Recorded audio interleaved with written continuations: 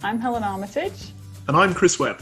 And you're listening to The Next Normal, the podcast that explores the impact that the COVID-19 pandemic has had and continues to have on different individuals, organisations and sectors spanning the world of business, education and careers. On The New Normal, we heard from a range of individuals about how they were adapting to a challenging climate.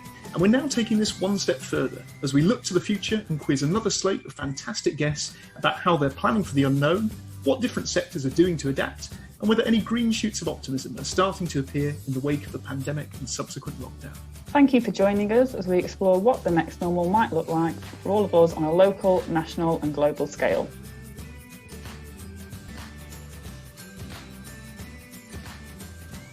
Good morning and welcome to The Next Normal. I'm joined as always by my co-host Helen Armitage. Helen, how are you doing today? Pretty good today, thank you, Chris. Very good. Friday, so it's no other weekend. Not too bad. How are you?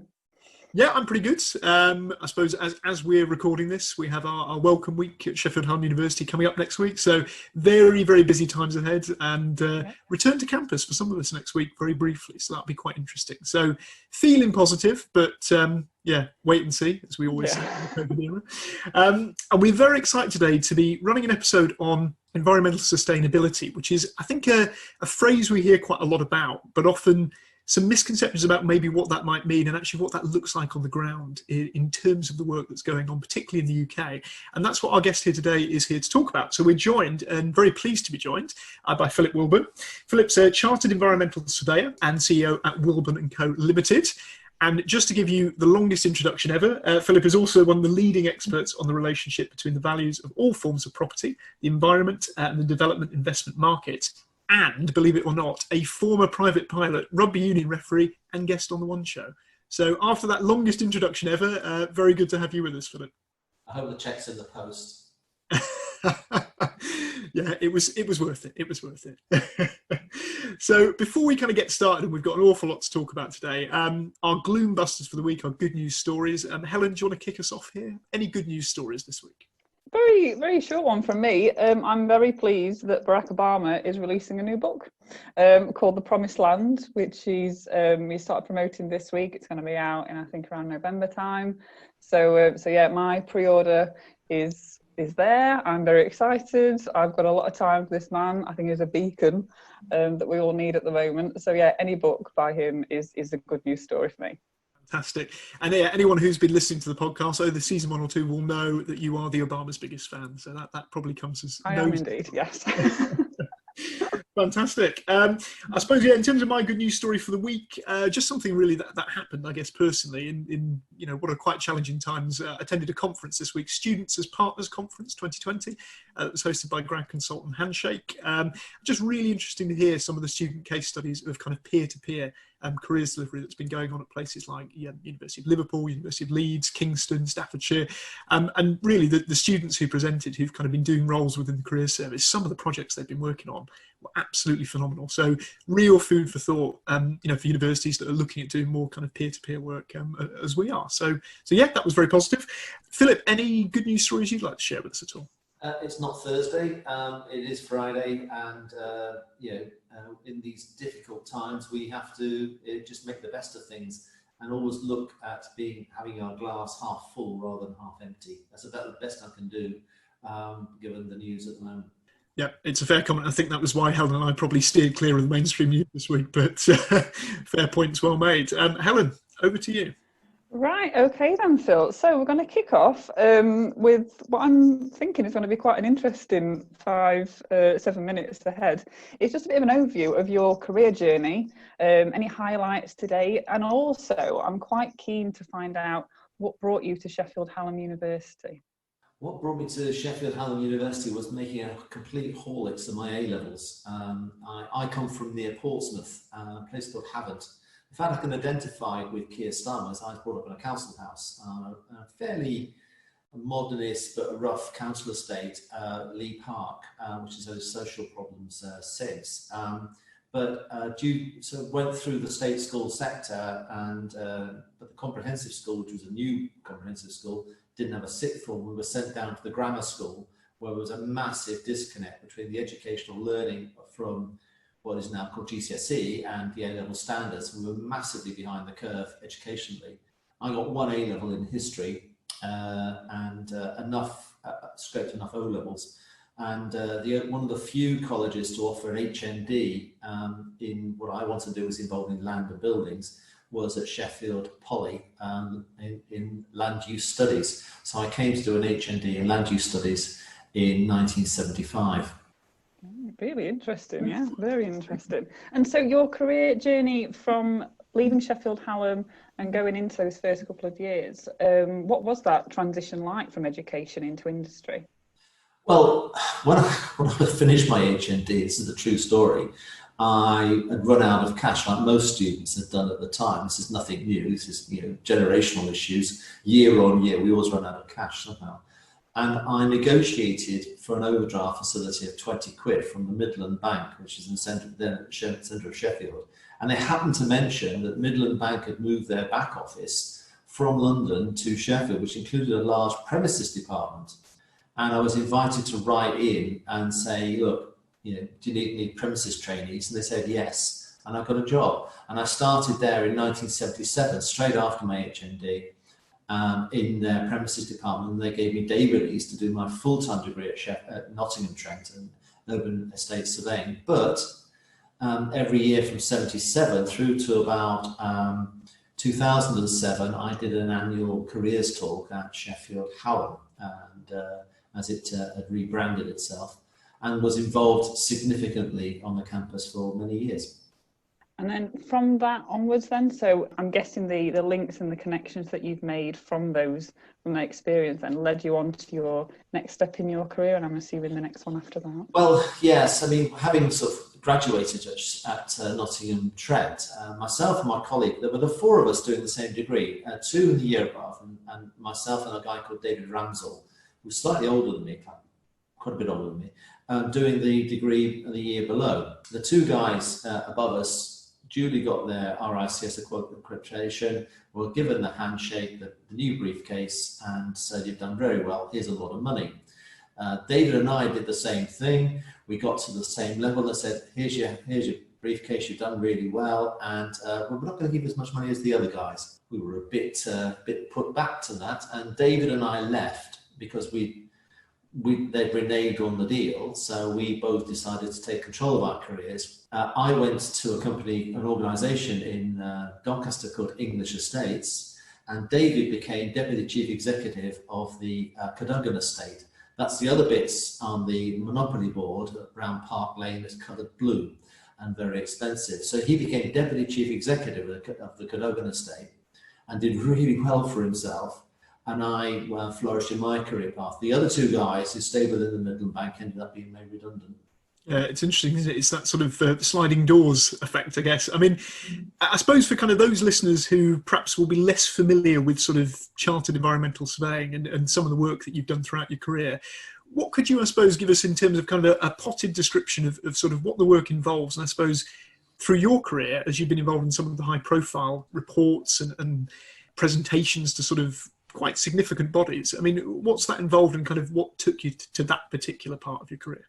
Well, at English Estates, there's a little known story actually, and in fact it's lost in socio-economic history, and even David Blunkett couldn't answer this question. I said, what happened after the Jarrow March, the famous crusade that ran down the spine of the country? They got to London, they got to Parliament, the Jarrow Crusade. What did the government of Ramsay MacDonald do? And the mantra comes back, well, they gave them a rail ticket, a meal and a couple of beers and sent them back to the northeast and nothing happened. Well, actually something did happen.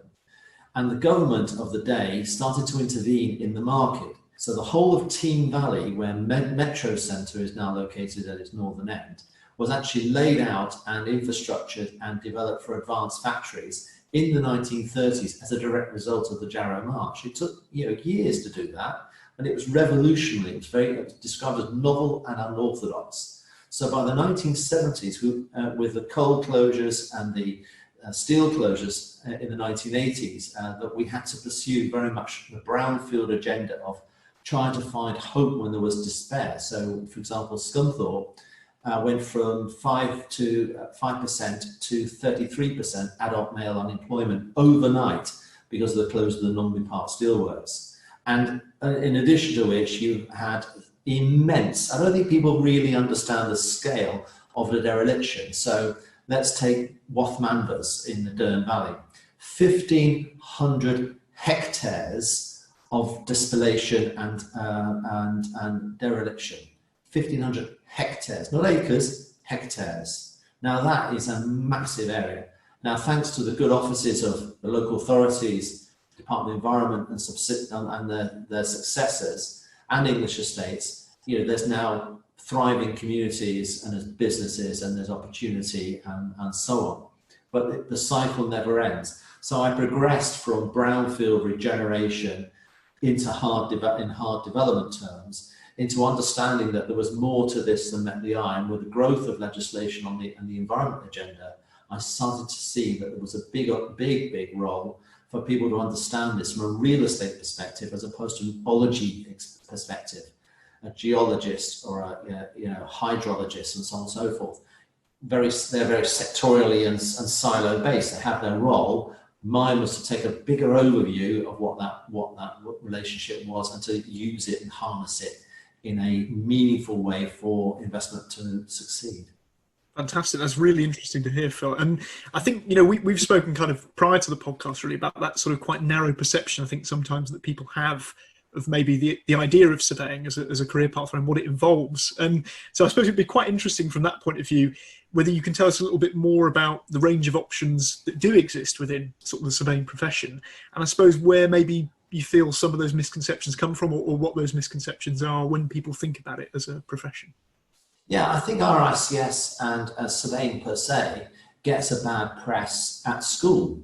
Long before people come to Sheffield Hallam, we're perceived as being selling houses and standing in the middle of the road with a dumpy level, or doing sort of measuring up things. There is a wide dynamic business. It is the largest profession involved with land, building and development in the world. There are 120,000 plus members of the RICS, and they're involved in some amazing stuff, globally, let alone locally. So it's really, what really started to open my eyes was the importance of taking the opportunity that this path could take, and to see the graduation process and what was called the APC and qualifying as a chartered surveyor as the gateway to lifelong learning, always learning.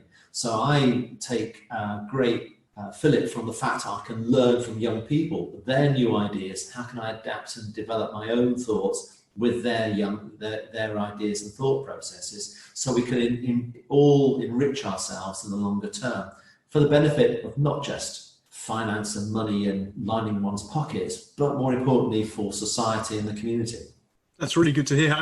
As a chartered environmental surveyor, how would you describe that role? As you said, it's quite diverse by the sound of things in terms of sort of what you're involved in, the type of work you're involved in. But for, I guess, people that are perhaps unfamiliar with the role, what type of activities does it tend to involve, or is that almost too broad to give an answer on? It basically, yes, it is a very broad church. Now, I'm involved in very hard edge capital investment, working for capital clients globally who want to invest in economies in the UK, and I've worked in Europe and elsewhere.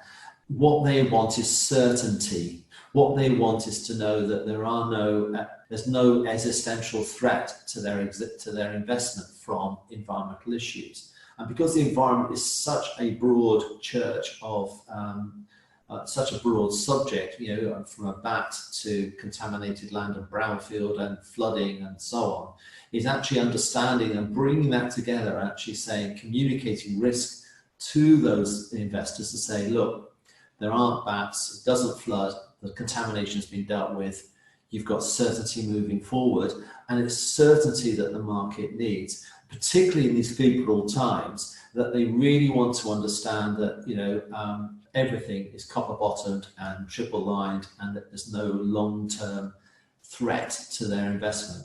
But not everything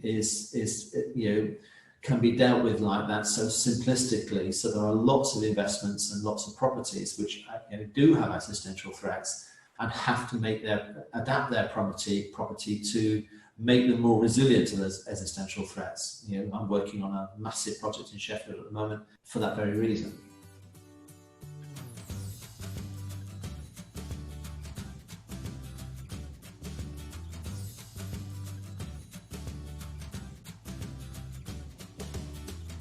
So we come to our top of the pod section of the podcast, where we ask our guests to highlight any podcast recommendations that they're listening to at the moment. So Phil, what's your favourites?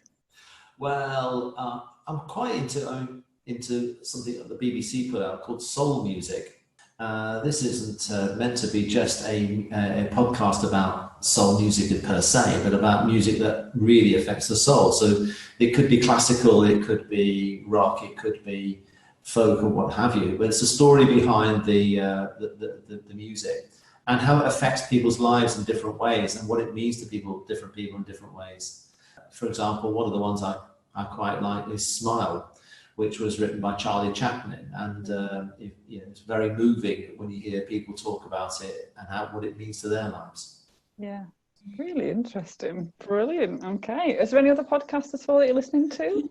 Yeah, I sometimes listen to Desert Island Discs because it's nice to hear a refreshing voice, a young voice from Lauren Laverne, who's a new dynamic to that program, and listen to other people and other voices rather than old crusties, as it were. And I also like 13 Minutes to the Moon, which is because that's how long it took to undock from the Apollo capsule to actually landing on the moon, and what it took to actually get there, what it took to get to 13 Minutes to the Moon, and the journey, as it were, to not in personal terms, and to learn some of the stories behind that and the way people were brought forward into the fold. And hearing female engineers who only now are getting the recognition they deserve for their work on the Apollo missions, for example. Brilliant. I'll be sure to check it out. I think that's really interesting to hear, and I know that when we spoke previously, one of the big kind of takeaways I got from chatting with you was the fact that idea of environmental sustainability, actually, what do we mean by that when we talk about that? We hear a lot about it on the news, we often have conversations about it, and I think when people talk about the green economy, I know it's something that you feel, what are they actually talking about, or what are they thinking about? And so I suppose really it would also be kind of quite interesting just to hear from your perspective, in terms of the work that you've done throughout your career and continue to do now. Do you feel that element of sustainability is something that people are very familiar with and kind of really understand? Or do you feel it's something that often gets skirted over when people talk about the kind of environmental agenda? I think it's a very good question. I'm afraid to say that I think that people don't understand what they mean by sustainability. It is what it appears to. It's a concept rather than a definite.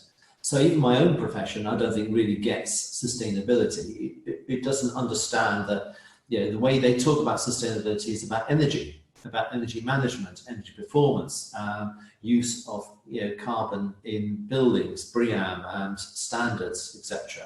But if we looked at sustainable development as a concept, which has three core elements, which is environmental improvement, it has economic growth and success, and also we have social relationships as well, all interacting around it. And when you hit the sweet spot in the middle, you have sustainable development. And by understanding the importance of sustainable development, we can then encourage people not to migrate from sub-Saharan Africa. We can encourage people to look after their water supplies and water security and food security in disadvantaged economies. And one of the reasons why Africa is doing so well, but to the south of that, doing so well economically, and is starting to really grow, is because sustainable development is actually taking root and taking hold. The problem that we've got is we have economies to the north in the sub-Saharan Africa as the Sahara moves south, which are not sustainable from a human habitation point of view. Do you either die or move? What would you want to do? And of course, there is no choice in that matter. You try and do something different, but it's solving those issues. So we've got to be very careful what we mean. There was a great report on the BBC about the carbon which is being released from the Russian Siberian permafrost and the erosion of the permafrost, which is a massive threat. Now, that's a naturally caused problem, causing a global threat. Now that, from a sustainability perspective, offers a huge challenge, Whereas, we can talk about the cities who are blue in the face, but the truth of the matter is that we are, the natural hazards and human habitation are combining to cause a massive climate problem. Really interesting, Phil. I mean, I could sit and listen to this for longer than we've got this podcast for, but just kind of going on from what you've been saying there about the need for certainty, the need for resilience, and, the massive topic that is sustainability. What do you feel the next normal will be for your sector? And are there any key trends that we can see moving forward in relation to what you've been kind of mentioning about certainty and resilience? If I spin back to 2007, just before the financial crash of 2008, environmental due diligence as part of a package of due diligence measures when one was buying a property was seen as a distressed purchase. So people, environment, why do I need to bother, etc. But now it's front and square central. So I've got a burgeoning sort of potential caseload of quotes I've done this week, literally from Edinburgh to Gosport in Hampshire. And I'm off to Ollerton to do a due diligence project shortly. But the fact is that all over the UK, people are starting to grasp the fact that they've got to raise the game. And after this current recession, what will happen, the new normal will be dotting I's, crossing T's. The bar gets raised each time. I'm sad to say I've been through several recessions, and there will be others. It's a cycle. It will happen. There is the misconception that growth is only one direction is really fantasy land. You have to plan for the worst, and and it will happen. So you have to take that into account in your business planning, for example. And as a consequence, you have to adapt and change. But the direction of travel is for more knowledge, more certainty, more understanding, and less shortcuts. Brilliant. Yeah, I mean, perfect advice and tips going forward for our students and graduates that are hopefully going to be listening to this. Do you have any other tips and advice for job seekers or anybody else who might be interested in the work of the Chartered Environmental Surveyors like yourself? Well, I think what's important is to be flexible and adapt and be prepared to learn. And I mentioned earlier about the APC, when they qualify as Chartered Surveyors, it should be the gateway to lifelong learning. You should be actually trying to suck up as much knowledge, not just from RICS, but from other professional bodies, government or wherever, that helps enrich your knowledge as to how your career can develop. You'll see, and legislation will throw out opportunity here, there and everywhere. And you've got to sort of see how they can actually be then worked into a business plan environment. So there'll be lots of opportunity, and the trick is for the surveyor to be fleet of foot to adapt themselves to those challenges and those opportunities. And we are opportunity led. I've always maintained that as a personal perspective, never pass up on opportunities. I can honestly say I haven't, either from a career perspective and taking new jobs and new positions and taking on new challenges. And if they failed, well, they failed, but I took the opportunity. It was important to do so. I never look back and say, well, I wish I'd done that, I wish I'd done this. Well, life isn't like that. And I say, I came from a council house on the south coast of England, and it was, you took your opportunities as best you could and ran with it. So the state system worked for me. It worked really well, I've been able to thrive within it. But the individual has to take a personal responsibility for their future and adapt and adopt new ideas to thrive. I think that's really good advice to hear, and it's something, I suppose, that's reflected back in a lot of the things we talk to students and graduates about in terms of that idea of taking every opportunity, where you feel it's going to add value. And I think you're absolutely right. It's something that people perhaps say, I couldn't do that now, I haven't got the time to do it, but it's that sort of knock-on effect, that kind of planned happenstance of one thing leading to another that can then kind of knock on as a benefit to your career. I suppose just to kind of finish off, Phil, in terms of maybe any of our listeners who've been really kind of interested in what they've heard today and perhaps kind of keen to maybe find out more about getting into the industry, if it's something they might even be considering a career change after listening to the podcast, what would be the best place to start for people that maybe have no prior experience in terms of your type of work? Gosh, where would you start? I think what's important is that increasingly the major firms of surveyors are engaging in environment practice, whether it be from an energy sustainability perspective or looking at due diligence. They tended to appoint environmental consultants, pure and simple, neologists, as I call them, collectively. And there is a place and role for that, but there is a place and role for the chartered surveyor to lead and take ownership. As someone who came out of development management, so I was running major development projects, for example, the science park opposite the 12-story building is one of my projects. I built that in 87, 88.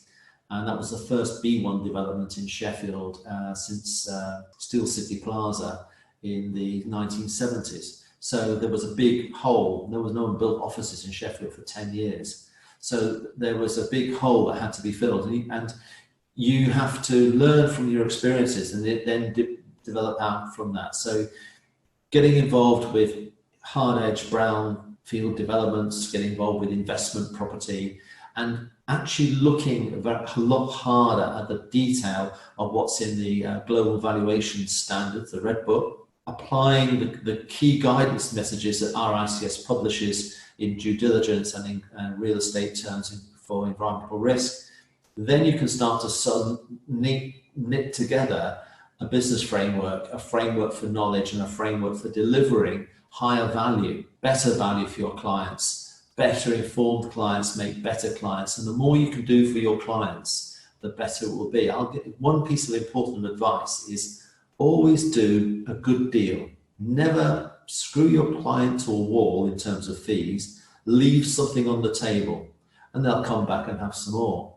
So it's important that you give more of yourself than you're necessarily being asked to, and give something of your personal self to the relationship, which enables the client to feel, yes, I've got not just value for money, but more than money for money out of that commission, out of that work, and they'll come back for more. Because repeat business is the best business.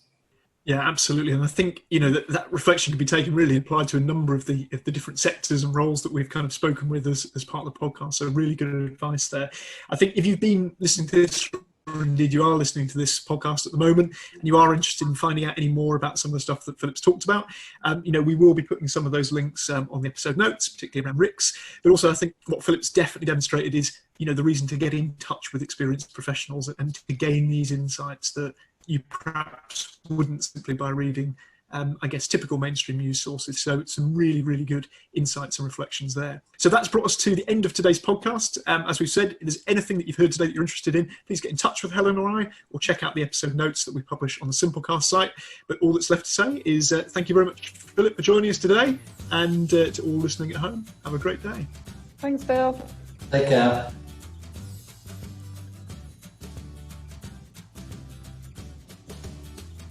If you're interested in anything that's been discussed on the podcast, or would like to be involved as a guest or have a topic to share, please get in touch with Helen or I via LinkedIn. Full details can be found in the episode notes on the Simplecast site.